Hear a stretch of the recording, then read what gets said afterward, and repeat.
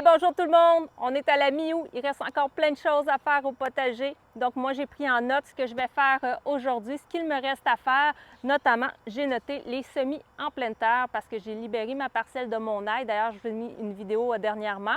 Et puis, j'ai préparé un petit peu le sol, un petit peu de compost, un petit peu de fumier. Et puis là, je vais venir faire mes semis. Donc, pour mes légumes d'automne, ce que j'ai noté aussi, c'est de tutorer mes tomates, très important. Je vais rajouter des fils à mon tuteur parce que, bon, je pense que j'avais oublié certains gourmands. Là. Il est rendu avec plusieurs têtes. Là, ils ont plusieurs têtes, les plants. Donc, je vais venir les faire retenir avec un fil parce que là, en ce moment, ils touchent au sol. Il y a des fruits sur les tiges qui touchent au sol. Donc, ça peut pourrir tout ça. Ça peut attraper des maladies, des champignons. Puis aussi, j'ai de la difficulté à passer dans mes allées. Donc, c'est pas très pratique. Ça s'en vient un petit peu la jungle. Donc, je vais m'occuper de ça aujourd'hui. Je vais aussi arroser mes bacs de culture, arroser dans la mini-serre également parce que, bon, il n'y a pas d'eau, il n'y a pas d'irrigation, j'ai pas de goutte à goutte là, à ces endroits-là. Donc, j'en fais moi-même l'arrosage. Il y en a chaud toute la semaine, il y en a au soleil, 1 mm de pluie seulement. Donc, je vais peut-être même venir arroser un petit peu là, mon potager principal, aussi mes zones de fruitiers. Donc, pour m'assurer, avant je vais vérifier le sol, mais pour m'assurer que le sol soit bien humide. Ensuite de ça, il y a le butage des poireaux. C'est ma première année à faire des poireaux, je vous l'avais dit. Hein? Donc, c'est important de bien les buter si on veut un bon fût blanc. Moi, j'ai l'impression que mes poireaux auraient dû être un petit peu plus gros parce que ça fait longtemps que je les ai semés. Donc, je vais faire le tour. Là. Je vais voir si je suis capable de réussir ces poireaux-là cette année. Sinon, on verra si je me reprends l'année prochaine. Il y a le désherbage. Le désherbage, on en a toujours à faire. C'est très important. Je vous l'ai déjà dit. Mais moi, je paille mon sol, donc ce qui fait en sorte que j'ai moins de désherbage. Mais quand même, certains légumes que je n'ai pas paillés ou bien j'en mets une couche mince qui fait en sorte que parfois, là, certaines mauvaises herbes qui vont sortir et je vais devoir faire le tour. La taille des tomates aussi, s'il y a des gourmands, d'aller tailler les gourmands, d'enlever certaines feuilles. Si je vois qu'il y a des feuilles qui commencent à être malades. La taille des fleurs aussi, c'est-à-dire d'enlever les fleurs qui sont sèches, de ne pas les laisser là. Premièrement, c'est pas beau visuellement. Deuxièmement, ça tire l'énergie qui pourrait être disponible pour les autres fleurs. Donc, je vais faire le tour. Et bien sûr, le principal, en fait, à mon avis, c'est de regarder chacun de mes plants, voir s'ils sont en bonne santé, s'il y a quelque chose que je peux faire pour intervenir rapidement, s'il y a quoi que ce soit. Donc, je vais aller faire vraiment le tour et je vais conclure, bien entendu, s'il y a des légumes à récolter, ça va être le temps aussi de le faire. Alors, je vous montre ça dès maintenant.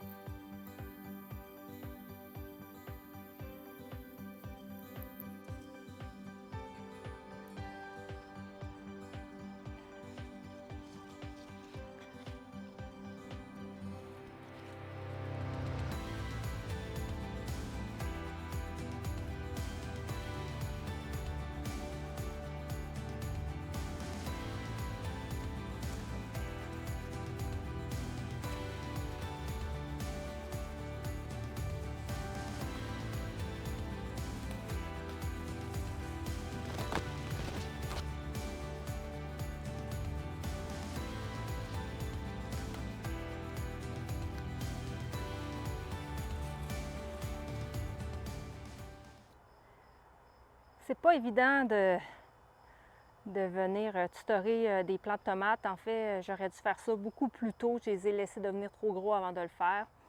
Donc, j'ai été bien occupée. Là, on voit déjà que c'est bien libéré. Mais j'ai probablement abîmé des plants là, en le faisant de cette façon-là parce que les plants sont vraiment très gros. Comme vous pouvez voir, là, ils montent vraiment, vraiment haut.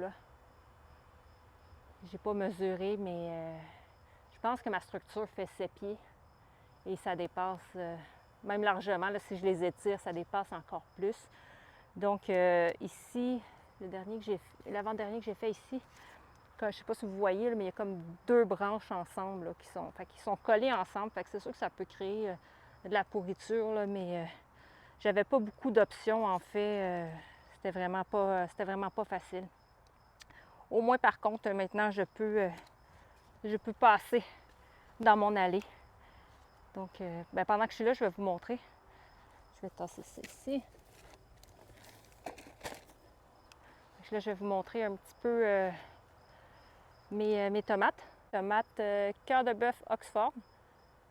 On voit là, elles sont un petit peu pointues, un peu comme des cornues. Puis d'ailleurs, j'ai vu, je sais pas si je vais les retrouver. Ah, ici. Je sais pas si vous voyez en dessous. Il commence à avoir le cul noir, nécrose apicale, aussi qu'on appelle, ou pourriture apicale. En fait, ça, habituellement, c'est dû à un manque de calcium. C'est très rare qu'on manque de calcium dans le terreau d'un potager. Donc souvent, c'est plus parce qu'ils ont de la difficulté à chercher le calcium, soit avec une mauvaise irrigation, soit un choc, en fait, manque d'eau, trop d'eau. Moi, je soupçonne, une semaine, on a eu énormément d'eau, je ne sais pas combien de millimètres, mais beaucoup d'eau. En fait, ça a lessivé mon terrain, ça a abîmé mon terrain d'ailleurs. Fait que je soupçonne là, que ce soit ça là, qui ait causé ces problématiques. Les autres n'ont pas encore. Aussi, les tomates en forme un petit peu de corne, comme ça, ici pointues, sont souvent plus à risque d'avoir le cul noir. Donc, voilà, les autres sont corrects. J'espère que ça va aller mieux. Ici, on a mes cœurs de bœuf héritage. J'en ai déjà récolté une là, qu'on a déjà mangée. Regarde, elle commence ici à mûrir, à changer de couleur. Ah, elle est vraiment très grosse. Donc, des beaux spécimens. Il y a encore des petites fleurs qui se produisent là. Donc, à suivre. À côté, on a les Green Zebra. Il y en a des petites ici. J'en ai des plus grosses dans le bas. Je vais en mettre une dans ma main pour que vous voyez un petit peu le format. Donc ça s'en vient bien. Ah, il y en a encore plus bas. Ici. Ils sont mélangés ici avec des petits piments habanero. À côté, là, je sais plus quel que j'ai mis ici. Là. Je ne sais pas si c'est mes oranges Amana ici ou mes Strip German. Mais on en a beaucoup aussi. Donc la production, elle est bonne. C'est pas encore mûr, mais il y en a beaucoup. Des fois aussi, on ne voit pas bien à l'arrière, mais j'en ai d'autres à l'arrière des plants. Là. Ici, à côté aussi. Je ne sais pas si c'est la même sorte. Ça ne doit pas être la même sorte parce qu'elles deviennent vraiment très grosses. Elles sont un peu difformes aussi. Bon, voilà. Il y en a d'autres à l'arrière. On va bien les voir, là. L'éclairage, il y en a là, ici. Hein? Des tomates vertes sur fond vert. Ça, ici, c'est les feuilles qui touchaient au sol. Hein? Sont pleines de terre. Donc là-dedans aussi, on a énormément de belles tomates. À côté ici. Il y en a partout, en vrai dire, là. Donc ça, c'est super. Le plan côté. Donc, la tomate, il y en a en masse ici. On voit que c'est très chargé, là. C'est pour ça aussi que j'enlève des branches, des feuilles, qu'on va effeuiller un petit peu nos tomates. C'est pas obligatoire. Je sais qu'il y en a qui sont un peu contre ça, mais comme vous voyez, là, ça respire pas beaucoup. Puis même, j'ai de la misère à voir mes tomates, là. Donc, c'est pas l'idéal. Les petites tomates cerises à l'avant. On a des belles grappes. On en a des vraiment très belles. Et puis, on en a que je vais pouvoir venir récolter plus tard. On peut voir ici. Donc, les tomates, ça va très bien. Il reste juste à ce moment-là à mûrir. Je vous montre ici. Quand les plants viennent très pesants, quand c'est pas tutoré, ils peuvent se fendre comme ça. Donc, c'est pour ça que c'est important d'avoir un œil puis de venir les tutorer au besoin. Ce que j'aurais dû faire un petit peu avant. Alors maintenant, je vais venir enlever les gourmands. Donc, je vais sortir mes cisailles et je vais m'y mettre. Il y en a qui se cassent très bien à la main. D'autres que je vais utiliser les cisailles quand elles sont plus grosses. Comme celle-ci.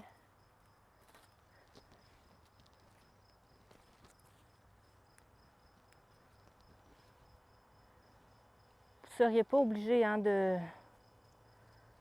de venir enlever les gourmands sur les tomates cerises. Moi, je le fais vraiment pour aérer, là.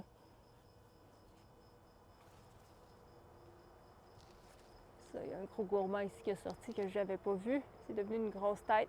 Maintenant, il est très gros, je vais le laisser là.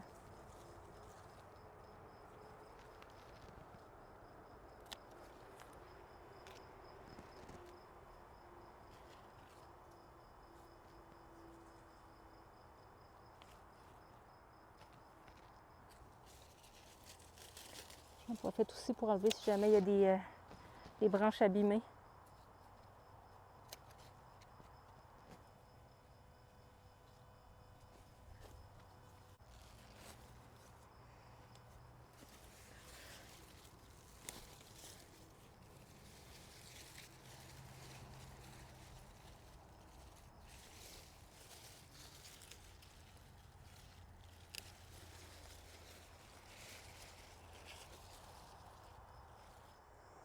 Bon, entrons maintenant dans les concombres. Comme on peut voir ici, les concombres sont petits.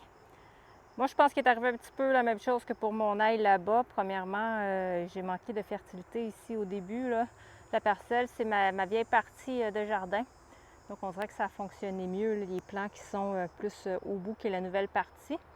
Donc, je suis peut-être allée un petit peu léger là, sur le compost et le fumier. Mais aussi parce que j'avais, si vous vous souvenez bien, ici, j'avais des pois mange-tout.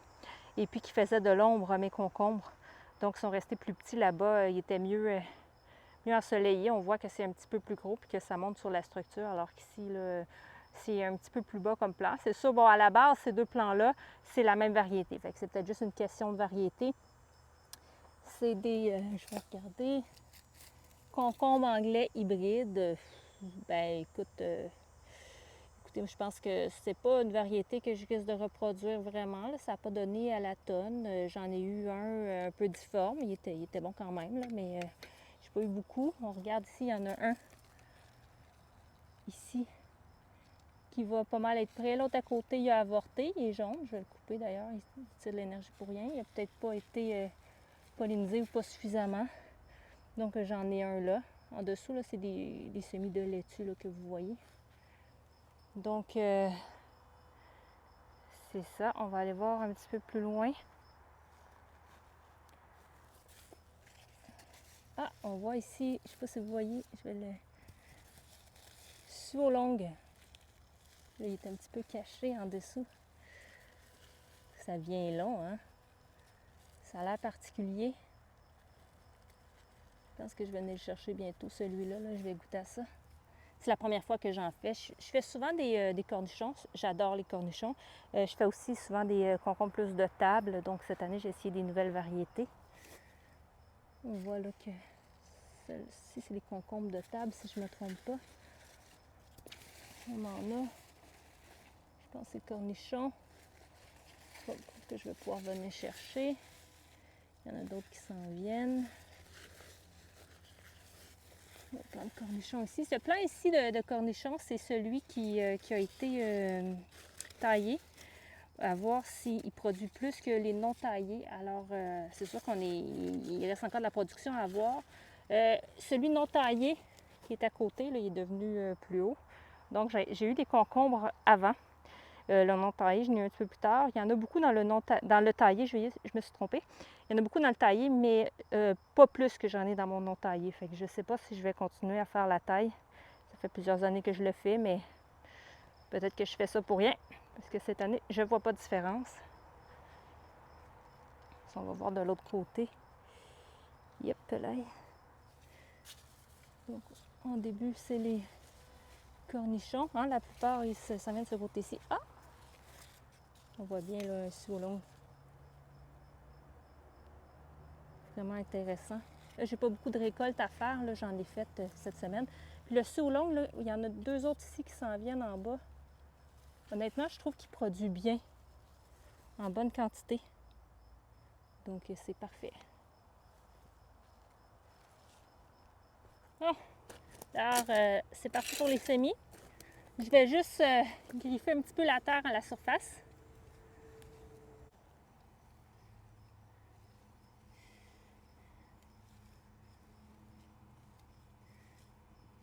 Et voilà, parce que j'essaie de mettre le plus possible le sol droit.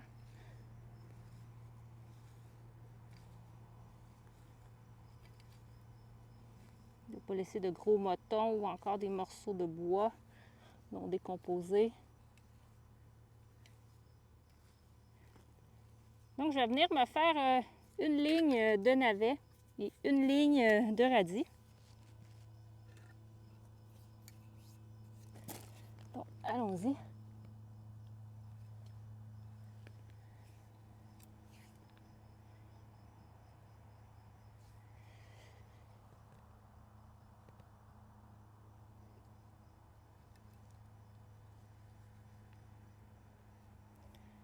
Faire l'autre ligne ici.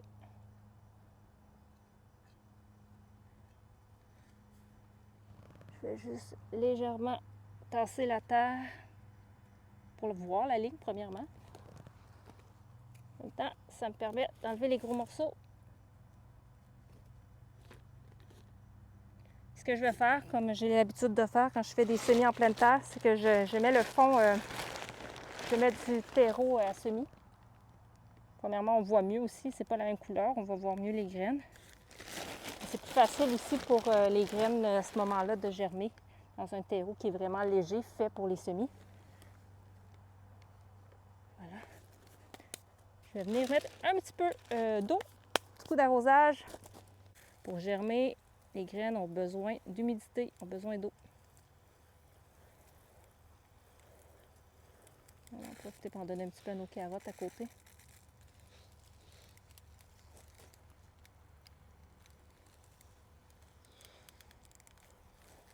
Et voilà.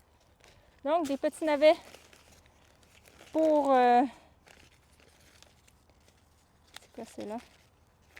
Ah, des radis melons. Oui, bonne idée ça, des radis melons. Donc, on va commencer par les radis melons. La ligne du fond.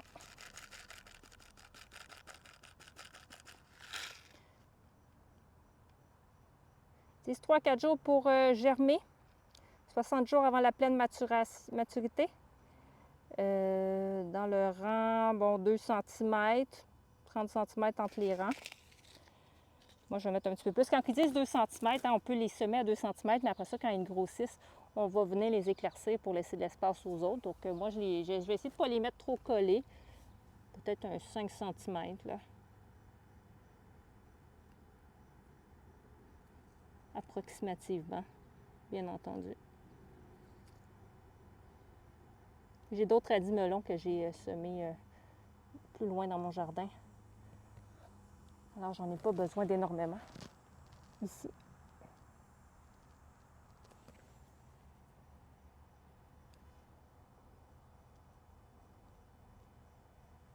Je vais finir ce que j'ai dans les mains, là. Puis ça va être bien suffisant. Et voilà. Maintenant, je cherche mes navets. Donc, j'ai mes petits navets qui sont blancs à collet mauve. Les graines sont beaucoup plus petites. On peut les mettre quand même assez denses, mais il va falloir les éclaircir. Fait qu'en même temps, si vous ne voulez pas trop éclaircir, ça vous brise le cœur d'en enlever, puis vous n'avez pas envie aussi de mettre du temps là-dedans, mais essayez de les mettre à ce moment-là un petit peu moins denses. À la fin, on va les laisser à 8 à 10 cm de distance. Puis, juste ce que je vous donne là, hein, c'est à peu près dans le sens que moi, c'est ce que je mets. Puis moi, je cultive sur petite surface. Hein, c'est l'objectif de ma chaîne. Alors, je les mets quand même assez rapprochés, ce qui fait que souvent, je vais les manger un petit peu plus petits aussi. Puis, où je vais en manger un sur deux, puis je vais laisser grossir les autres. Donc, c'est une façon de faire. Quand on fait du jardinage, je le dis souvent, mais on ne fait pas de la pâtisserie. Donc, il n'y a pas besoin d'avoir autant de précision. Du moins, c'est mon point de vue à moi. Peut-être qu'il y en a d'autres qui jardinent différemment. Mais moi, c'est comme ça que je le fais. Et puis, ça me donne de très bons résultats. Donc, ce que je vais faire, c'est que je vais venir remettre de la terre à semis par-dessus, une fine couche. Fait que vous pouvez faire ça comme je vous ai déjà montré quand je le fais à l'intérieur. Au lieu d'utiliser un tamis, je le fais à la main comme ça. Pas besoin d'une épaisse couche, hein, c'est environ 2 fois et demi l'épaisseur de la graine. Comme vous avez vu, les graines étaient assez petites, un petit peu plus grosses du côté là, du radis.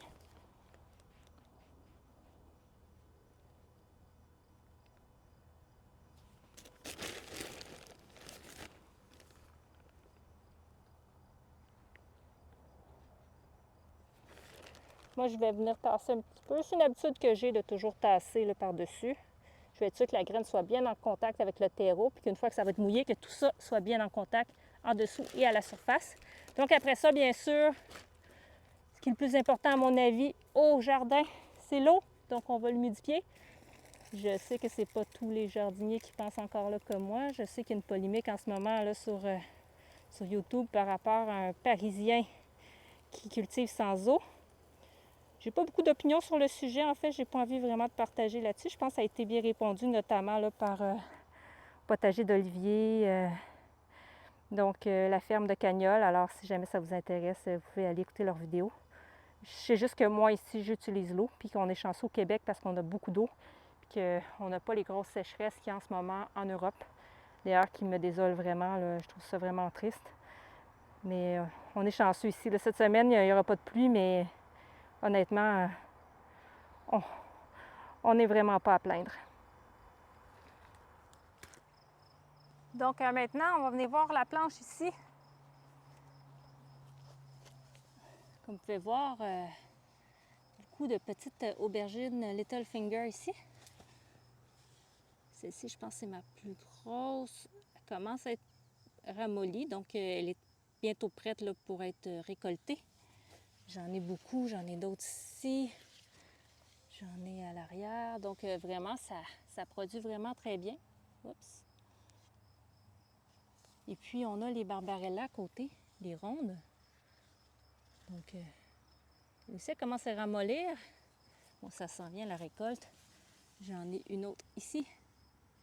Et puis derrière, j'ai les plants de Black Beauty qui sont plus traditionnels, qu'on connaît un peu plus. Elles ne sont pas prêtes, hein? Elles sont encore trop mauves. Là. Elles vont noircir un petit peu. Donc, j'en ai une là et j'en ai une autre de l'autre côté. Voilà.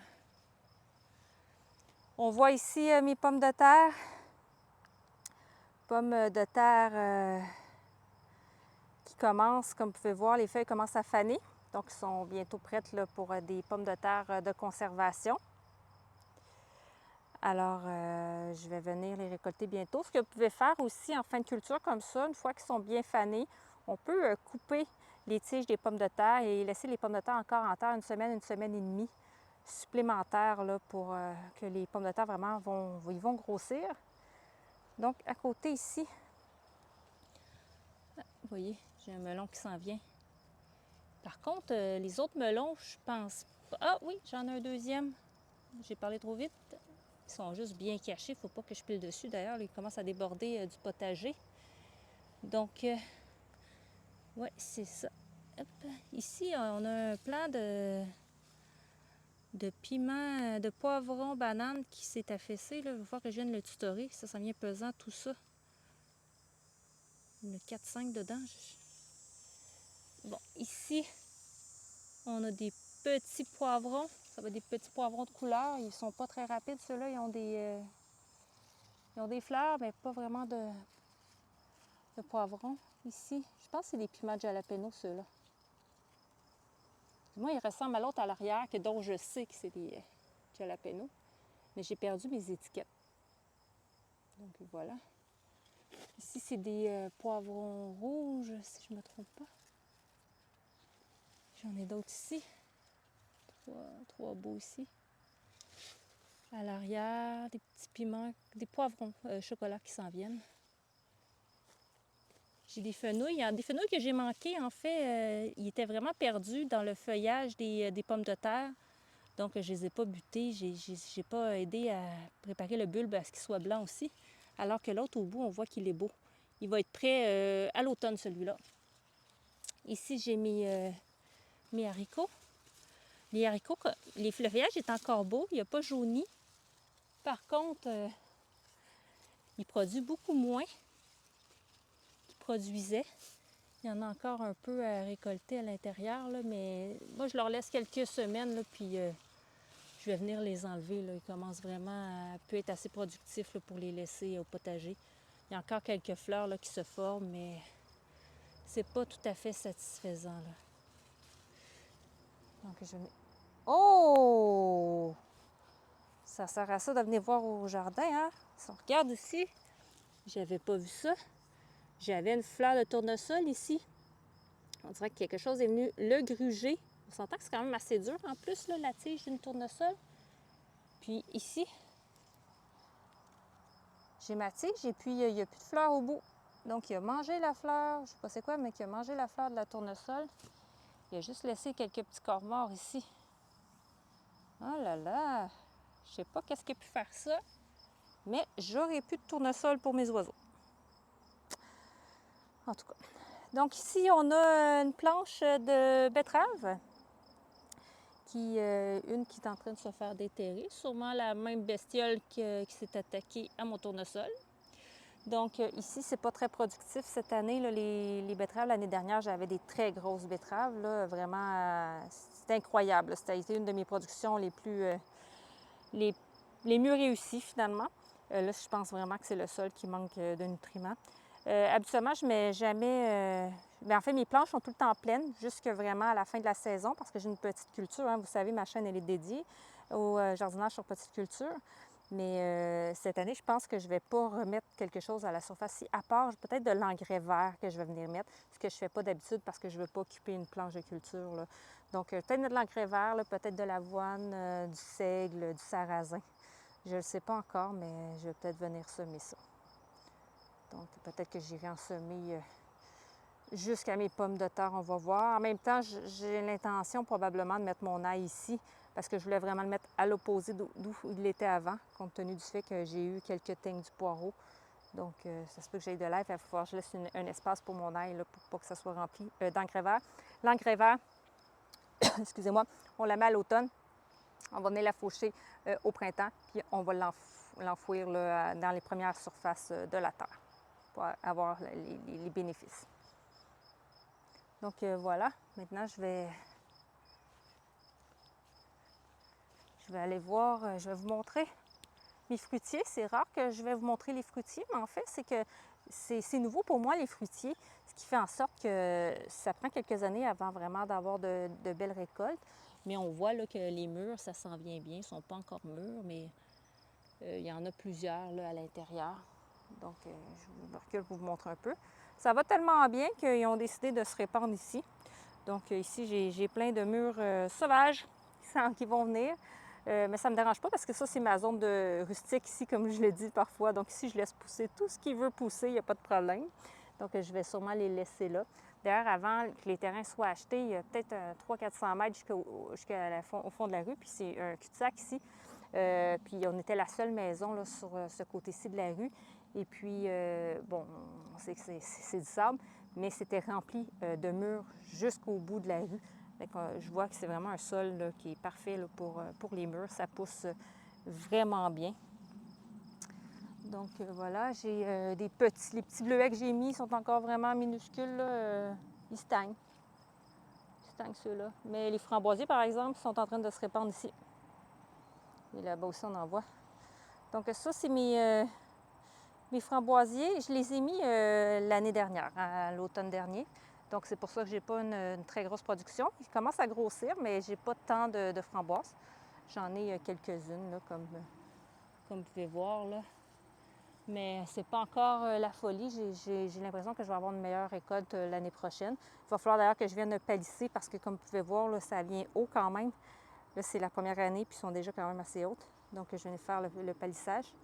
Je vous montre au passage, je vous en parle souvent, de mes oignons que j'ai mis en avant de mes framboisiers. Bien, comme vous voyez, ils sont minuscules. Ils n'ont même plus de tiges. Ils ont été mangés par la teigne du poireau ou la mouche de l'oignon. Peu importe. Tout ce que je sais, c'est qu'ils ont fait des dégâts. Vous voyez, ça aussi, c'est tout petit. J'en ai d'autres ici. On voit là les feuilles mangées.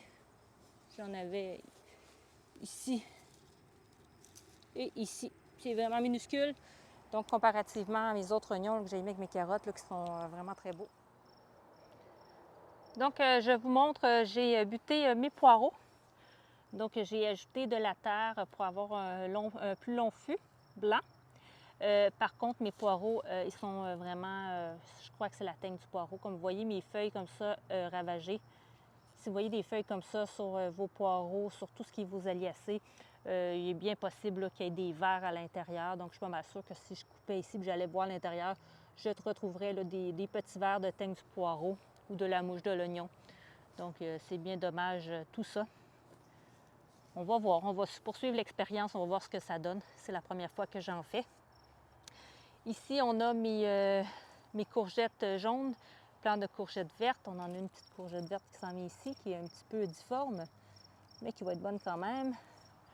J'ai des oignons verts ici que j'ai laissé grossir, que j'ai pas mangé finalement. Ici, citrouille. Donc, j'ai une citrouille sur ce plan-là et une autre petite citrouille qui s'en vient sur mon autre plan à l'arrière. J'ai aussi une courge butternut ici. Donc, pour faire un petit retour, à la fin de la saison, ça va être plus facile. Là. Je vais enlever les plants. On va regarder ce que ça a donné dans le fond des sacs. C'est la première fois que je fais des cucurbitacées dans des sacs de culture et je pense bien que ça va être la dernière fois. Premièrement, ce n'est pas suffisamment gros à mon avis. Donc, c'est sûr que ça prend beaucoup d'espace, les plants de courgettes. Je donne l'exemple ici, la courgette verte. L'année dernière, je l'avais dans mon potager. Mes plants, j'en avais plusieurs, étaient au moins 4-5 fois plus gros que celui-ci. Et j'ai eu vraiment beaucoup de courgettes. Donc, cette année, j'en ai pas eu énormément. Et pour mes autres plants, pour mes plus gros, un petit peu légumes fruits, là, les citrouilles, les courges butternut, j'ai un seul fruit par plant, ce qui est vraiment pas satisfaisant. Donc, j'ai bien hâte de voir sous la terre qu'est-ce que ça a l'air. Mais quand c'est petit comme ça, manque de nutriments, même si j'ai ajouté différents engrais, différents amendements pendant l'été. Probablement manque d'espace au niveau des racines aussi. La terre, ça sèche également plus rapidement dans des sacs de culture. Donc voilà, mais je vous ferai un petit retour d'expérience davantage plus tard. Donc ici, on retrouve ma fraiseraie. Ici, j'ai des fleurs de capucine, là, comme on peut voir, là, les fleurs. Je vais venir enlever ces fleurs-là qui commencent vraiment à s'affaisser. C'est moins joli, puis ça prend l'énergie pour les autres fleurs à ce moment-là. Donc, je vais venir faire un petit peu de ménage là-dedans. Au niveau de ma fraiseraie, ça commence à produire moins. On est en fin de saison. Il y a encore quelques fruits, quelques fleurs. Là. Regardez ici, ouais, par exemple ici, il y en a une. Donc, encore quelques récoltes à faire, mais vraiment, on est vraiment en fin, là. Ici, je vous montre, j'ai les carottes. Mes carottes sont prêtes, mais je vais les laisser en terre parce que la meilleure façon de conserver des carottes, c'est de les laisser en terre. Je viens en chercher seulement quand j'en ai besoin parce que je ne suis pas encore prête là, pour faire à ce moment-là mes conservations, donc lactofermentation, le vinaigre ou encore les blanchir, les congeler. Donc, je les laisse en terre. Au niveau de, on voit bien ici que mes oignons sont beaucoup plus gros que les autres oignons que j'ai proche de mes framboises. Hein, celles-ci, là, elles ont meilleure mine. Donc, on a aussi des oignons blancs là-bas. Les tiges commencent à sécher, ce qui est bien. En fait, on va les récolter quand les tiges vont être complètement sèches. Et je vais laisser sécher un petit peu les oignons jaunes aussi pour pouvoir les conserver plus longtemps. Je vous montre ici. Donc, comme vous pouvez voir ici, le basilic, moi, je coupe les têtes, comme je vous ai montré. Je pince mon basilic et comme vous pouvez voir, ça m'a fait un beau petit buisson. Donc, c'est une très bonne technique. D'ailleurs, je vais pouvoir revenir là, couper les autres têtes avant que ça monte en graines, cette histoire-là. Fait qu'encore une fois, c'est très simple. On fait juste avec les ongles et on enlève les têtes. Et bien sûr, on consomme ce qu'on enlève. Donc ici, j'ai ma coriandre qui est montée en graines, quelques oignons verts. À l'arrière, j'ai du thym. Je viens en chercher régulièrement. Je pense que je vais me faire des herbes salées prochainement avec mon thym qui est ici et mon persil qu'on retrouve ici. Persil qui commence à être envahi un petit peu par la menthe. Une chance que j'ai laissé la menthe dans un pot, dans le sol en fait, sinon elle prendra encore plus d'espace. Donc voilà. Ici, j'ai ma laitue feuille rouge que je laisse monter en graines. Ça va faire des belles petites fleurs au bout comme ça. Et puis, je vais pouvoir récupérer les graines. J'avais mis aussi une fenouil ici. Elle est beaucoup plus petite que dans mon potager. Donc, je pense qu'il commence à manquer de nutriments. Il va falloir que je vienne nourrir mon sol. Ici, j'ai plusieurs petits piments de Cayenne. Puis, il y en a d'autres en production. Il y a pas mal de fleurs. J'en ai d'autres à côté ici. Un plan un petit peu plus chétif. Ici, j'avais mis les tomates à l'extérieur de la mini-serre, puis il y a eu la grosse tempête là, de pluie que je vous ai parlé. Là, on a eu beaucoup de pluie, ce qui a fait en sorte que ça l'a vraiment imbibé là, dans les pots. Il y a beaucoup d'eau qu'il y a eu dans le pot. Je pense que ça a fait en sorte que les racines se sont asphyxiées. En fait, trop d'eau. Donc, ils ont arrêté de produire alors qu'il y avait une très belle production là, sur ces plants-là. Donc, dans la mini-serre, on voit ici, j'ai toujours mon melon d'eau qui a grossi. Là, on voit bien là, que la terre, j'ai arrosé ici, c'est tout bien mouillé. Par contre, je vais vous mettre je vais vous insérer une image. Tantôt, en fait, mes feuilles commençaient vraiment à dépérir. Donc, avant que j'arrose, puis vous allez voir vraiment la différence. Quand vos feuilles deviennent comme ça, c'est important de leur donner de l'eau. Surtout que moi, ici, dans la mini-serre, il n'y a pas d'irrigation, hein, il n'y a pas de goutte à goutte. C'est moi qui viens à ce moment-là arroser. Puis avec les grosses chaleurs actuellement, mais il faut arroser souvent. Donc, on voit ici des tomates qui commencent à changer de couleur. J'en ai déjà mangé beaucoup, là, des tomates dans la mini-serre. Ici, on a des piments jalapeno. Ici, des petits poivrons bananes. On va avoir ici des petits piments tabasco et un autre poivron ici. Donc voilà pour la mini-serre.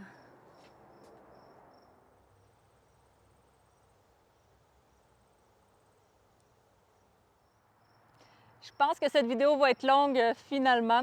Comme vous avez pu voir, à la mi-août, il reste encore plein de choses à faire au potager. Moi, je me fais une liste des choses à faire à chaque jour, en fait, pour ne pas en oublier. Et comme vous pouvez voir, au fur et à mesure, il y a des choses qui se rajoutent sur ma liste, comme le fraisier, par exemple, ma fraiseraie, où on a trouvé là, des tiges, des feuilles mortes dans le fond, donc je vais venir enlever. Je ne ferai pas ça aujourd'hui, je vais faire ça demain, parce que déjà, je ne sais pas si vous voyez, c'est plus sombre que quand j'ai commencé la vidéo, parce que je me suis rendu compte que j'avais un problème au niveau de mon micro-cravate. D'ailleurs, je m'excuse pour le son, là, le petit grichage que vous avez entendu dans certaines séquences. C'est mon micro-cravate, là, il est arrivé quelque chose. Et puis là, moi, j'ai mon micro sans fil, mon rod que j'ai mis là, puis je pense que le son va être meilleur. Donc, j'ai repris la fin de la vidéo quand je m'en suis aperçue. Donc aujourd'hui, comme vous avez pu voir, j'ai tutoré mes tomates. C'était grandement le temps. D'ailleurs, soyez plus vigilants que moi. On le fait habituellement quand ils sont beaucoup plus petits. C'est plus facile à ce moment-là de tutorer. Moi, j'ai peut-être abîmé là, certaines branches, certaines feuilles en le faisant aujourd'hui. J'ai manqué de temps pour le faire. Mais là, je suis bien contente. Maintenant, je peux piler dans mes allées. Comme vous avez pu voir aussi, je fais le tour, vraiment m'assurer que tous les légumes soient en santé pour voir qu'est-ce qui se passe au potager. C'est comme ça que j'ai pu remarquer qu'il y a un ravageur, probablement un écureuil qui vient à ce moment-là jouer, faire le fouillis dans mon jardin. C'est ce qui arrive, hein? Il faut vivre avec. On peut se mettre à ce moment-là des protections physiques, que ce soit des clôtures tout le tour du jardin. Il y a certains animaux qui peuvent creuser en dessous, donc on va aller mettre à ce moment-là notre clôture un petit peu en dessous du sol, si on va l'enterrer. Mais moi, j'en ai jamais mis, j'en ai jamais eu besoin auparavant. En arrière de moi, c'est ma zone en fait pour les oiseaux. Donc, j'ai toujours beaucoup d'oiseaux. Je n'ai pas eu d'écureuils avant, j'avais pas d'écureuils. Les écureuils étaient de l'autre côté de mon terrain. Et puis cette année, là, je pense que c'est avec le composteur que j'ai fait qui est ouvert. À ce moment-là, j'ai toujours un composteur fermé. Je pense qu'ils viennent se nourrir dans le composteur, de venir chercher quelques épis de maïs d'ailleurs. Puis en même temps, ils ont découvert le jardin puis ils ont décidé d'y jouer aujourd'hui. Malheureusement, pour moi. Donc, il y a aussi le traditionnel désherbage qu'on va rencontrer. C'est moi, Je vois un beau papillon là, en ce moment qui butine là, dans mes capucines. Je trouve ça très beau. J'ai perdu l'attention, désolée. Donc, comme je disais, il y a toujours quelque chose à faire, beaucoup de désherbage, de la récolte également, des semis. Il n'est pas trop tard pour faire certains semis. Il y en a d'autres que c'est un peu tard si vos semis ne sont pas déjà partis à ce moment-là, puis les transplanter au jardin. À ce moment-là, allez vous dépanner dans une jardinière, une jardinerie ou une pépinière près de chez vous. Eux, ils sont habitués de faire des semis de légumes d'automne. Donc, allez en acheter pour pouvoir les transplanter dans votre jardin. C'est encore le temps. Surtout que les légumes d'automne n'aiment pas beaucoup les grosses chaleurs. Donc, on attend habituellement un petit peu au mois d'août pour les mettre en terre. Donc, merci d'avoir visionné la vidéo. J'espère que ça vous a plu et je vous dis à la prochaine. Au revoir.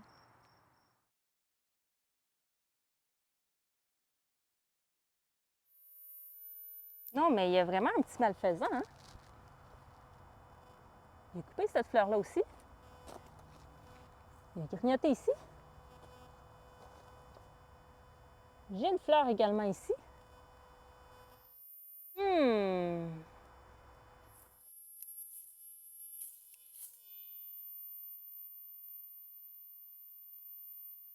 Je crois que le coupable se trouve ici. Regardez, en haut là.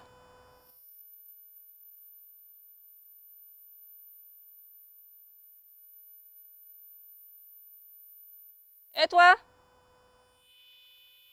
Qu'est-ce que tu as dans la bouche?